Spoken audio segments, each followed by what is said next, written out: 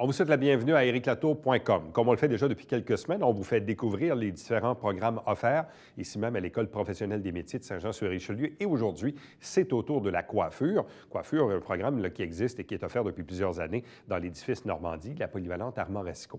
Mais d'abord, on reçoit le député de Chambly à l'Assemblée nationale. Il est de la Coalition Avenir Québec, la CAQ. Il est également le porte-parole du deuxième groupe d'opposition en matière d'éducation. Et j'ai nommé Jean-François Roberge.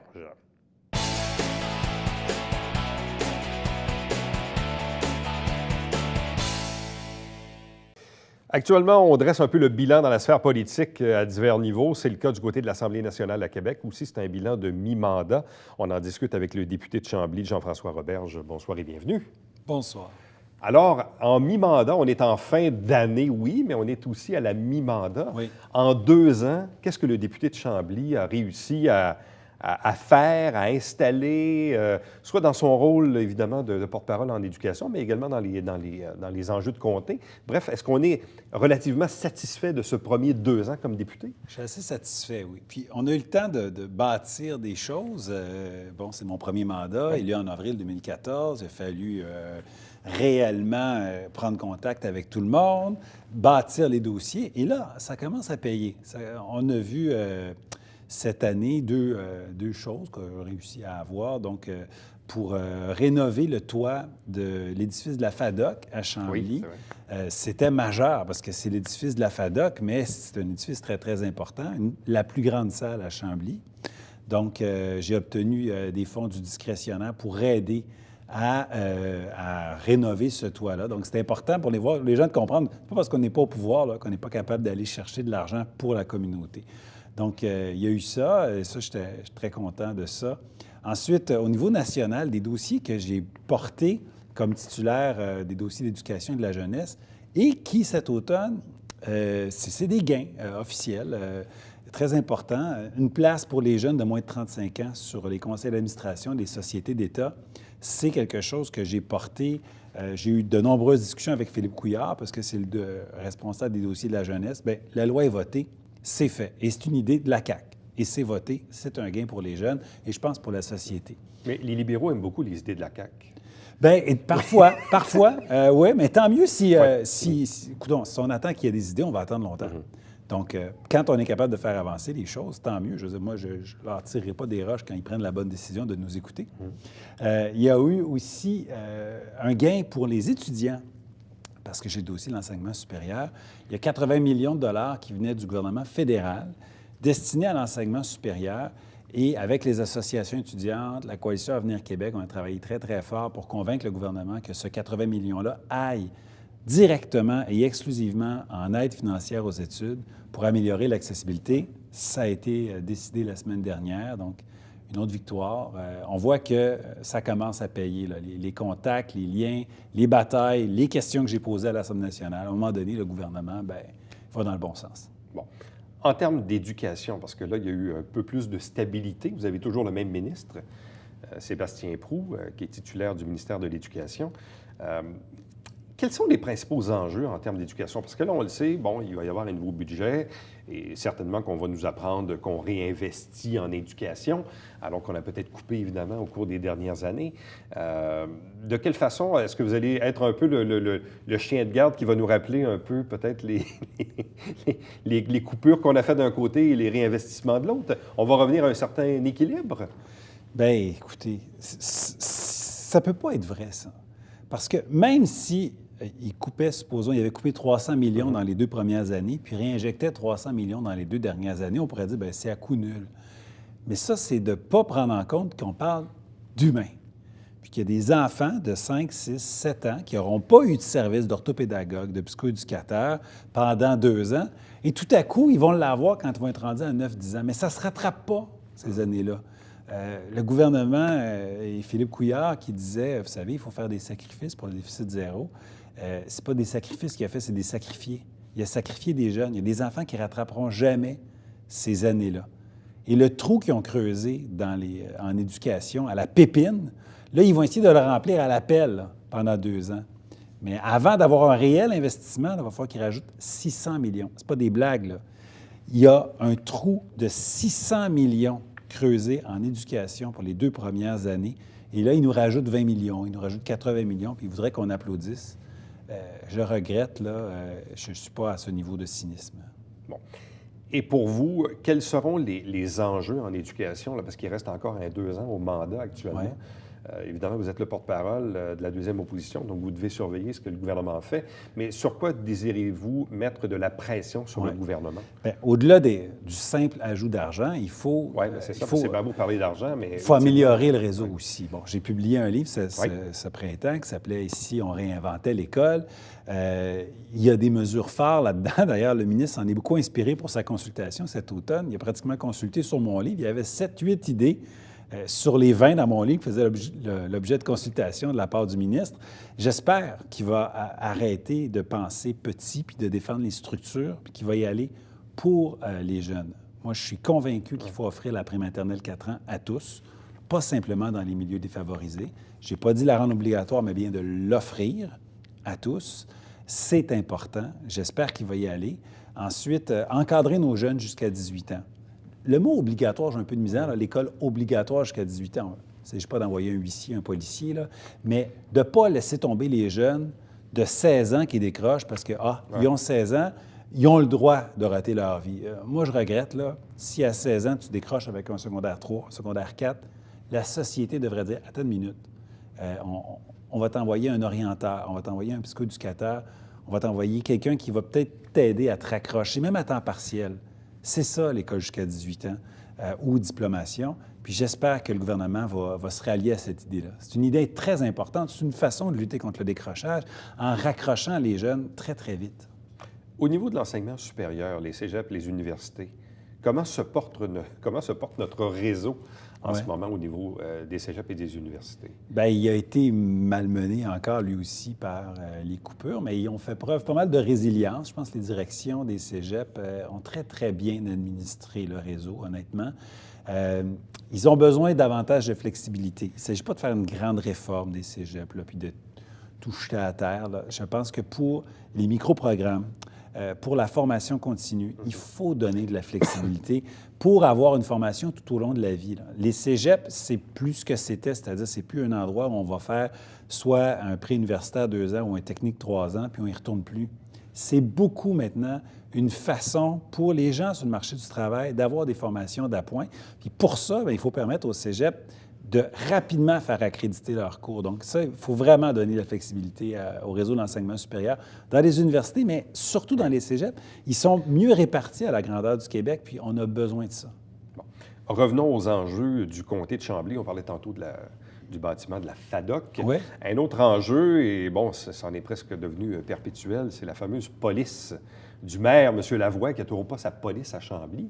Est-ce que vous intervenez là-dedans? Est-ce que vous pouvez intervenir là-dedans? Est-ce qu'actuellement, le dossier est comme un peu sous la pile au ministère de la Sécurité publique et il n'y a rien à faire absolument? Bien, je suis intervenu pour poser une question à l'Assemblée nationale pour essayer de comprendre le raisonnement du gouvernement. Parce que Ville-Mercier a sa police, là. Qui s'obstine. Oui, justement. Là, M. Moreau, là, bon, c'est des affiliés de Châteauguay. Il a été malade, puis je suis bien content qu'il revienne en force, là, mais quand il était ministre de la Sécurité publique, dans son comté, rapidement, il a permis exactement ce que le gouvernement a refusé à Chambly, c'est-à-dire de se désaffilier d'une régie de police et de créer une régie municipale. Pour Chambly, on n'a jamais compris pourquoi, comme ça, spontanément et rapidement, c'était non. Et les lettres, c'est laconique, là. J'ai vu les lettres de la ministre Thériault, du ministre Moreau. C'était « Nous refusons votre demande ». Il n'y a pas d'explication, il n'y a pas de justification. C'est difficile pour moi d'aller plus loin parce que c'est devant les tribunaux, mais avant que ça se rende devant les tribunaux, j'avais essayé d'avoir des explications et c'est le silence radio. J'ai de la misère à comprendre la justification du gouvernement, là, pourquoi comme ça un refus. Bon. Il reste évidemment encore un petit bout au mandat, donc là, on va se retrouver en 2017, là, dans quelques semaines. Quels sont pour vous les principaux enjeux dans le comté de Chambly pour l'année à venir ou pour la fin du mandat actuellement?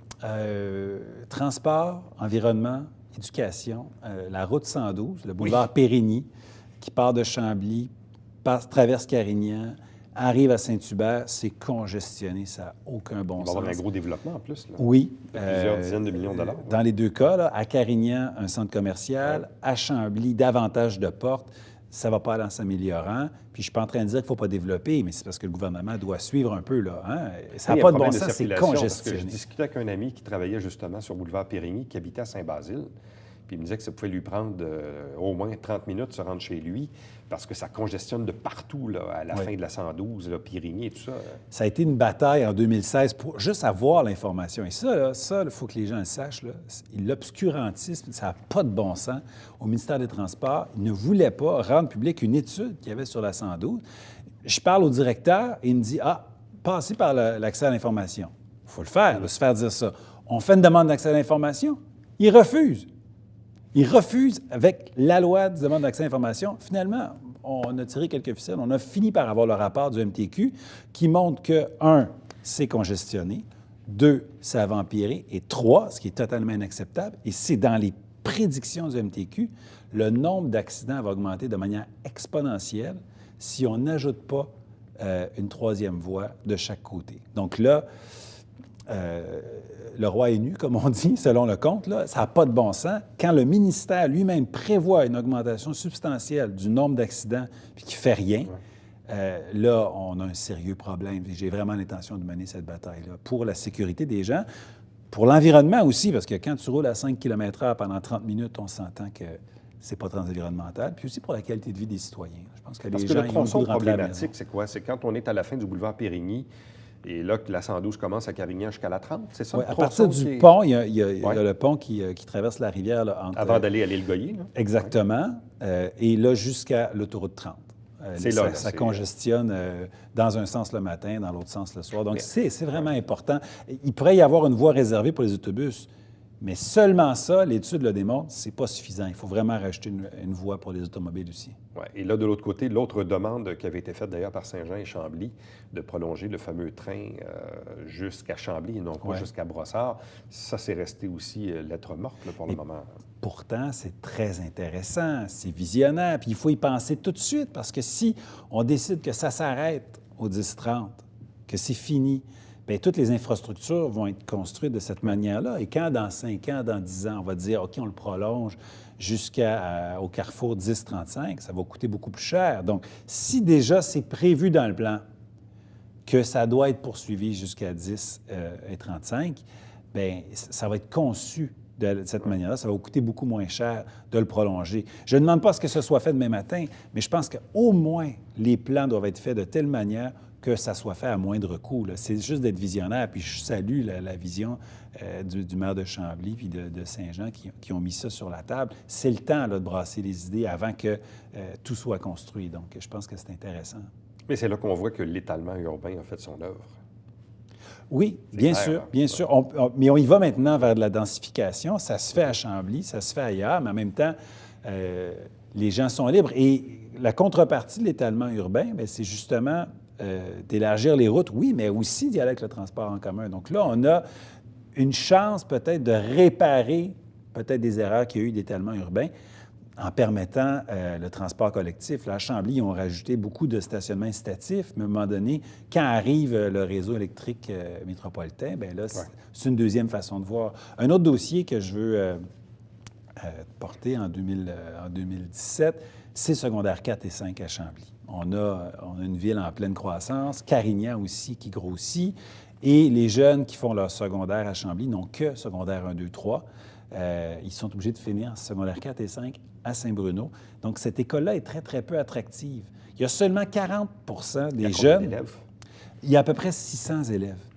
Mais il y a de la place. Chambly-Carignan? Qui font le 4-5 à Saint-Bruno? Qui font leur 1-2-3 à Chambly. Okay. Donc, à peu près. C'est du monde, ça. Oui, mais il y a 40 des gens qui devraient aller à l'école secondaire de Chambly qui n'y vont pas. Pourquoi iraient-ils là? Ils rentrent en secondaire 1, ils savent déjà qu'ils ne finiront pas leur secondaire 5 là. Et ils savent qu'ils ont une école avec peu d'élèves. On peut dire, ah, c'est intéressant, on n'est pas un numéro, mais en même temps, au secondaire, on veut un sport-études, on veut un art-études, on veut un projet international. Il n'y a rien de tout ça parce qu'il n'y a pas la masse critique d'élèves. Ça n'a pas de bon sens qu'avec la croissance de la ville de Chambly, qu'avec une école primaire qui s'est ajoutée, donc pas besoin d'être un grand mathématicien pour savoir que ces gens-là vont aller au secondaire bientôt, qu'on n'ait pas un secondaire complet à Chambly. J'ai déposé à l'Assemblée nationale une pétition de presque 2500 signatures, ce qui est énorme pour un dossier local. Maire de Carignan, maire de Chambly, les organismes communautaires, les parents, j'ai un commissaire. Il y a un consensus là, régional pour ça. J'espère que le ministre va bouger. Jean-François Roberge, merci beaucoup. Merci. Bon temps des fêtes. Restez avec nous, puisqu'au retour, on vous fait découvrir le programme de coiffure offert ici même à l'École professionnelle des métiers de Saint-Jean-sur-Richelieu.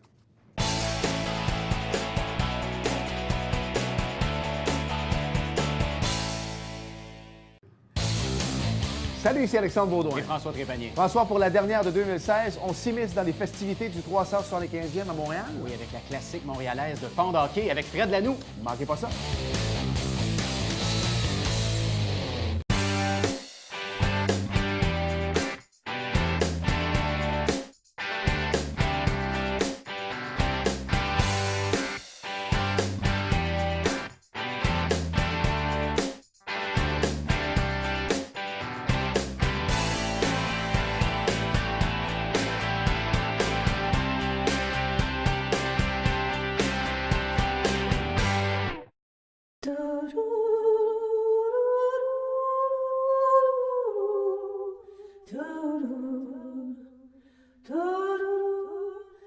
Coulisses Bêta, jeudi, 19h.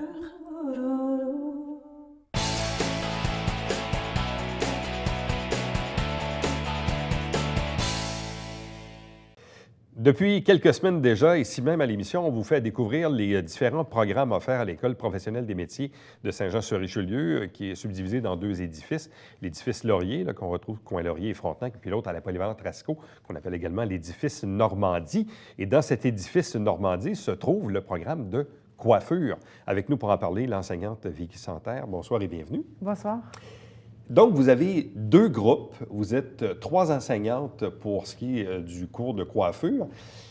Quels sont les élèves qui s'inscrivent à votre cours? Parce que est-ce qu'il y en a qui, d'une part, finissent leur secondaire puis s'en vont chez vous directement, ou dans d'autres cas, même, les gens réorientent leur carrière et décident, bon, bien finalement, je sais pas, moi, j'ai eu une expérience d'emploi qui n'était pas satisfaisante, puis je décide de faire coiffeuse. On a de variations assez différentes. On a plusieurs personnes qui terminent leur secondaire et puis qui s'en viennent chez nous à la fin de leur DEP. On en a aussi qui terminent cégep, qui se sont rendus à 1 an, 2 ans de cégep pour se rendre compte que finalement, ils reviennent à la source d'un rêve, si on veut.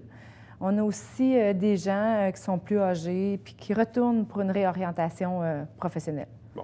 On a dans les 2... J'ai l'impression qu'en coiffure, c'est de la créativité. Il y a un petit côté artistique à tout ça. Il y a un petit côté passion. Parce que même parfois, on discute des fois avec des gens, puis les gens me disent « Ah, bien finalement, je dis n'importe quoi. Disons, oui, j'ai un bac en psychologie, mais finalement, je n'aimais pas ça. Moi, ma passion, c'est la coiffure. » Souvent, on rencontre des gens pour qui c'est une passion, c'est intrinsèque. Là. On dirait que ça ne peut pas sortir d'eux. Là. Non, c'est ça. On aime ou on n'aime pas, mais quand on aime, c'est tellement passionnant comme carrière. C'est tellement à l'infini. Tout ce qu'on peut réaliser, jusqu'où ça peut nous emmener selon nos projets, selon nos buts précis, ça peut nous emmener loin. Tout autant qu'on pourrait faire ça chez soi, en salon de coiffure, à location. C'est très, très, très varié, c'est très ouvert comme carrière, comme métier. Ça peut être pour les gens de personnes âgées, dans les centres personnes âgées. Ça peut être en croisière, coiffer les gens qui sont en bateau, en voyage. C'est en arrière d'une caméra. Ça nous amène beaucoup et ça nous amène loin. C'est ce qui fait qu'il faut qu'on ait ça en dedans. C'est vraiment, c'est en soi. Bon. La créativité à l'infini. Le programme est de quoi? 1600 quelques heures? 1455. 1400? Donc, oui. C'est quoi? C'est 1 an et demi? À peu près, oui. Environ 1 an et demi, dépendant les heures de semaine, les heures qui se chevauchent. Là, mais ça joue environ 1 an et demi. Bon, qu'est-ce qu'on leur montre? On apprend tout. On a 21 compétences auxquelles elles apprennent avec des modules préalables. Et puis, elles commencent de façon plus théorique, magistrale, si on veut. Et puis, plus ça avance durant la formation, plus elles apprennent à travailler sur marotte, qu'on appelle avec une tête avec des cheveux. Okay. Et puis, sur des pièces de cheveux. C'est bien de le préciser. Oui, c'est ça. Alors, elles apprennent sur des marottes. Suite à ça, elles commencent à pratiquer entre elles. Et puis, plus ça avance, on commence à recevoir des clients, soit des gens qu'ils amènent, ou on a aussi l'opportunité d'accueillir des gens pour qu'ils viennent servir de modèle pour nos élèves en apprentissage. Bon. Et là, dans le fond, quand vous dites qu'il y a 21 compétences, ça va de quoi? De la mise en pli à la permanente, à la coloration? Oui. Ça commence par métier formation, évidemment, au niveau de la carrière, savoir en quoi on s'engage. Suite à ça, il y a au niveau de l'étude du cuir chevelu-cheveux, qu'on doit apprendre tout ce qui est les préalables au niveau d'autres compétences qui vont venir par la suite. Santé-sécurité, très important. Santé-sécurité, c'est une compétence auquel elles doivent acquérir dès le départ. L'ergonomie, la posture, tout ce qui est en lien avec les produits aussi, le côté chimique des produits, de coloration permanente, l'utilisation des ciseaux. Ça a l'air de rien, mais c'est des ciseaux qui coupent, des lames. Aujourd'hui, la tendance barbershop aussi avec les rasoirs, les tondeuses, ces choses-là. Fait que ça avance petit à petit comme ça, une après les autres.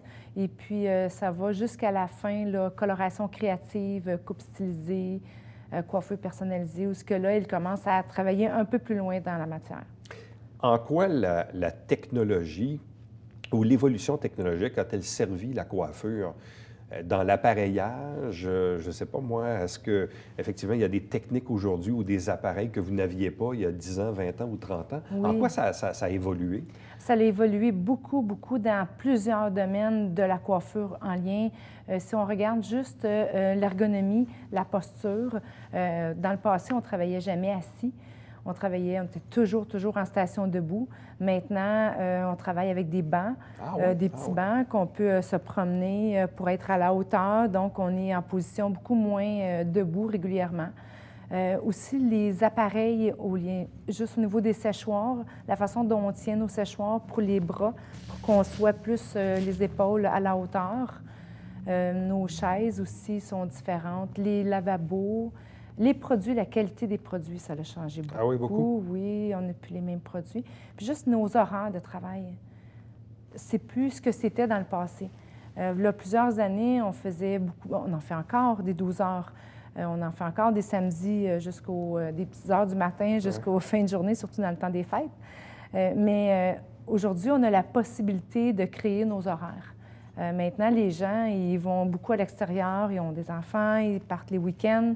Fait que maintenant, on fait des ouvertures de soir en semaine. Il y en a de plus en plus de ces heures-là maintenant. Ce qui fait que les gens, ils vont se faire coiffer en semaine et les week-ends et les jeudis soirs, vendredis soirs sont moins occupés.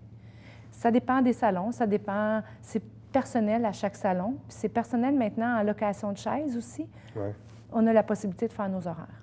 Bon, comment on arrive à bien gagner sa vie dans le monde de la coiffure? Parce que parfois, les gens disent « Ouais, mais t'es mieux de te partir un salon à ton compte parce que si tu travailles pour quelqu'un d'autre, tu ne feras peut-être pas beaucoup de sous nécessairement. » C'est quoi aujourd'hui le terrain sur lequel les coiffeurs, les coiffeuses doivent travailler? Bien, nous, ce qu'on dit dans l'enseignement, puis les coiffeurs, c'est nous qui sommes responsables de notre salaire.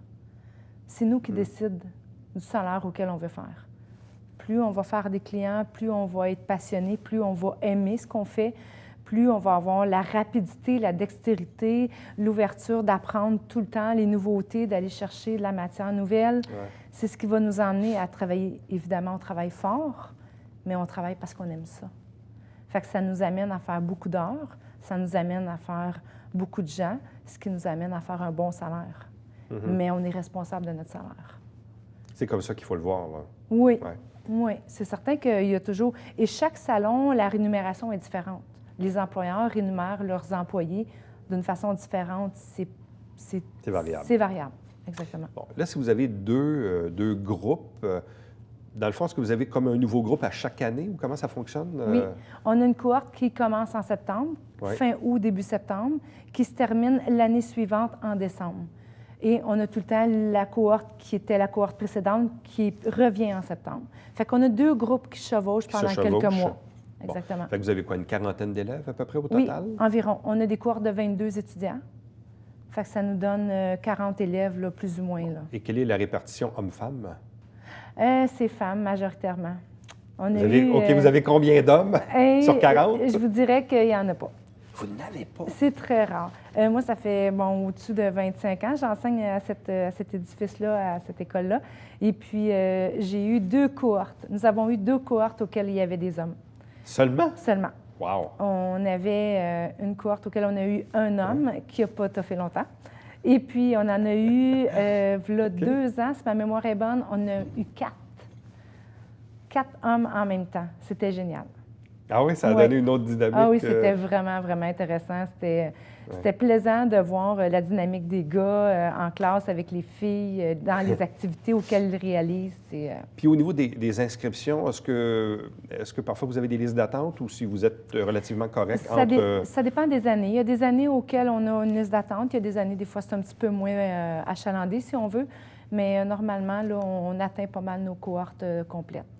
Alors, programme de coiffure offert à l'École professionnelle des métiers de Saint-Jean-sur-Richelieu, ici même à l'édifice Normandie. Je pense que vous êtes en période d'inscription, là. Oui, exactement. Exact. Oui. Bien, merci beaucoup. Bien, ça fait plaisir. Restez avec nous, puisqu'au retour, on vous présente le Babillard quotidien.